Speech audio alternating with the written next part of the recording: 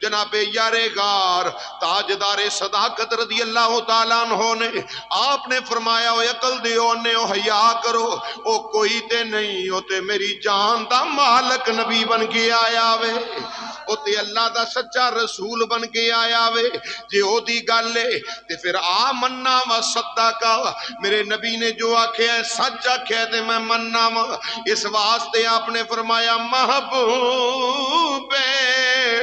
خدا کا کوئی ہم پایا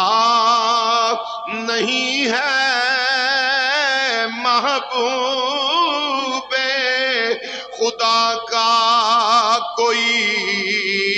ہم پایا مل کے محبت محبوب خدا کا کوئی ہم پایا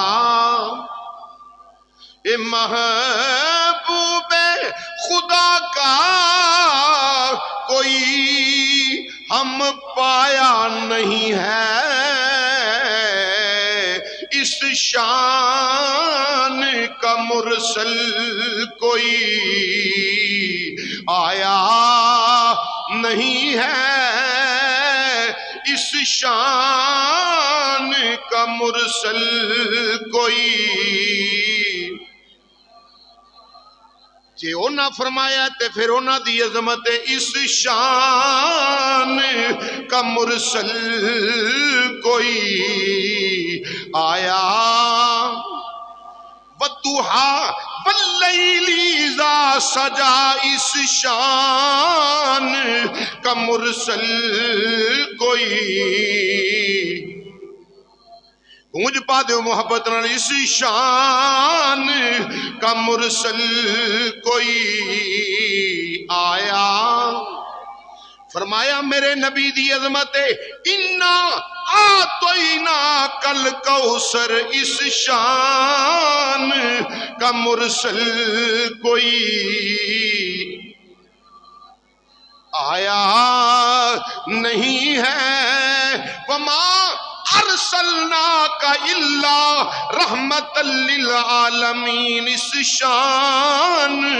کا مرسل کوئی آیا نہیں ہے وہ نور تھے گئے نور کے پاس وہ نور تھے گئے نور کے پاس وہاں جسم نہیں اور یہاں سایہ نہیں ہے وہاں جسم نہیں اور یہاں عزیزان گرامی ذرا غور کرو جناب ابو بکر صدیق دا عقیدہ کڈا مضبوط اور کڈا اعلیٰ کڈا سچا عقیدہ ہے رب کعبہ دی قسم ہے جڑا نبی دے یار غار دا عقیدہ ہے اوہی اہل سنت دا عقیدہ ہے اسی بھی آنے یہی گل